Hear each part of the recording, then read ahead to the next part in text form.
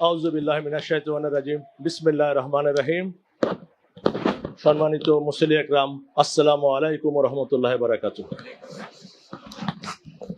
আজকে আমরা এমন একটি আলোচনা সভায় উপস্থিত হয়েছি, যার আলোচনা করার জন্য আপনারা আমাকে বলেছেন এবং এর পূর্বেই বলেছেন যে দীর্ঘ সময় তার সাথে আমার কাজ করার সুযোগ হয়েছেন। তিনি আমার মাতৃতুল্য, ছেলের মতো আদর করতেন। আপনারা দেখেছেন আমি সকল সময় বলেছি যে আমি আগে আমার পিতামাতাকে হারিয়েছি, কালকে আমার আরেক মাকে হারালাম। এই সময়ে কথা বলা খুবই কঠিন। দেশের এবং দেশের বাইরে অনেক মিডিয়া থেকে আমার সাথে যোগাযোগ করেছে কিছু বলার জন্য।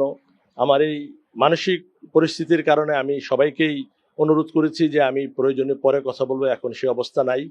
তারপরে যেহেতু আজকের এনটিভির এই প্রোগ্রাম, আমি এনটিভির দায়িত্বে আছি, সেই কারণে আমাকে না বললেই নয়, সেই কারণেই দাঁড়িয়েছি। আমার কথাবার্তা ভুল ত্রুটি হয়ে থাকলে ক্ষমা সুন্দর দৃষ্টিকে দেখবেন।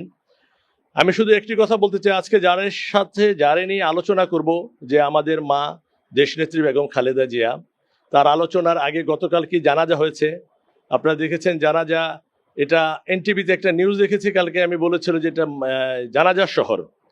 তারপরে রাত্রে যখন নিউজ দেখলাম সারা বাংলাদেশে যেই গাইবেনা জানাজা হয়েছে, আসলে বলা হয় যে এই বাংলাদেশটা একটা জানাজার শহরে পরিণত হয়েছিল। কার জন্য? বেগম খালেদা জিয়ার জন্য। কেন এই আয়োজন? আসলে সেটা সে দাবি করে। তার যেই সততা, নিষ্ঠা, দেশপ্রেম, ইসলামিক মূল্যবোধ, এবং তার জন্য আমরা যা করেছি আমি মনে করি সেটা কমই হয়েছে। আমি আজকে একটি কথা বলতে চাই, কালকে জানাজার সময় তার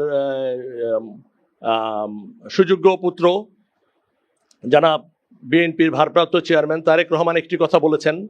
উনি পারিবারিক শিক্ষা থেকেই বলেছেন, ওনার নম্রতা ভদ্রতার কারণে বলেছেন যে আমার মার কাছে যদি কেউ কোনো পাওনা দানা থেকে থাকেন আপনারা বলবেন, আমি পরিশোধ করে দিব। এটা আসলে পারিবারিক শিক্ষা থেকেই সুন্দর একটি কথা বলেছেন, তার প্রতি আমি কৃতজ্ঞতা জানাচ্ছি, ধন্যবাদ জানাচ্ছি তাকে। কিন্তু আসলে আমরা যদি ব্যাপারটা দেখি, এই জাতি, আমি আপনি আমরা সবাই বেগম খালেদা জিয়ার কাছে ঋণী। তার কাছে আমরা ঋণী, এই জাতি ঋণী। দেশের জন্য, দেশের মূল্যবোধের জন্য, জাতীয়তাবাদের জন্য, ইসলামের জন্য যে উনি ত্যাগ স্বীকার করেছেন, ফ্যামিলিকে দিকে তাকান নাই, সেই 1971 সনে স্বাধীনতা যুদ্ধ থেকে এই আজকে পর্যন্ত শুধু দেশ আর দেশের জনগণের ভালোবাসার কথা বলেছেন, দেশের জন্য কাজ করেছেন। এই জাতি তার কাছে ঋণী আমি মনে করি। আমাদের ঋণ যদি শোধ করতে হয়, এই জাতির এই ঋণ তার কাছ থেকে শোধ করতেই হবে। এবং এটার একমাত্র যদি করার সুযোগ এভাবেই আমরা করতে পারি, যদি তার যে ইসলামিক মূল্যবোধ, দেশপ্রেম, সততা, নিষ্ঠা, ঐক্যবদ্ধভাবে দেশকে গড়ার যে স্বপ্ন উনি দেখেছেন, এটা যদি আমরা সকলে মিলে আজকে কাজ করি, তাহলে তার আত্মার শান্তি পাবে এবং তার এই ঋণ কিছু হলেও আমরা শোধ করতে পারবো।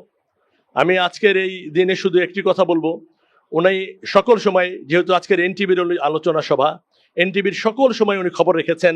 বিশেষ করে আপনারা সবাই জানবেন যে এখানে আমাদের আগুন লেগেছিলেন, আগুনের সময় উনি নিজে চলে আসছিলেন গাড়ি নিয়ে আমাদের এখানে। আমি তখন জেলে 111 চলছে, উনি তখন নিজেই চলে আসছিলেন নিচে, যা এনটিভিতে আগুন লেগেছে, কি পরিস্থিতিতে, কি ধরনের মায়া থাকলে, মমতা থাকলে। এটা শুধু এনটিভি না, সবার প্রতি তারই মায়া ভালোবাসা ছিলেন, যখনই যার কথা শুনেছেন। এবং আমাদের সেই অনুষ্ঠানে উনি উপস্থিত হয়েছেন। আপনারা চীন মৈত্রী হলে এক অনুষ্ঠানে আপনারা দেখেছেন, আমাদের একটা প্রতিষ্ঠাবার্ষিকীতে এসেছেন, সকল সময় খবর নিয়েছেন। এবং তার সময় এনটিভি 2003 সালে আমরা শুরু করি, তারই পারমিশনের কারণে। এবং আমি আজকের এই দিনে শুধু একটি কথাই বলবো, আজকে আমরা যে মাকে হারিয়েছি, দেশ যে মাকে হারিয়েছে, আমার একটি ছেলের কথা মনে পড়ে, হাদি। তার একটি কথা আমি শুনেছিলাম যে বাংলাদেশকে যদি দেখতে হয় তাহলে বেগম খালেদা জিয়া তাকে দিকে তাকান। উনি যদি হাসে তাহলে বাংলাদেশ ভালো আছে, উনি যদি কাঁদে তাহলে বাংলাদেশ অসুস্থতার মধ্যে আছে। আসলে তাই, উনি খালেদা জিয়া নিজেই একজন বাংলাদেশ। আমি মনে করি এই যে মা হারিয়েছে, আসলে এটা পূরণ করার নাই। কালকে আমি জানাজার সময় বলেছি যে আগামী অনেক বছর, অনেক প্রজন্ম, বছর না, আমাদের পরে অনেক প্রজন্ম এই ধরনের নেত্রী আর বাংলাদেশে আসবে বলে মনে হয় না।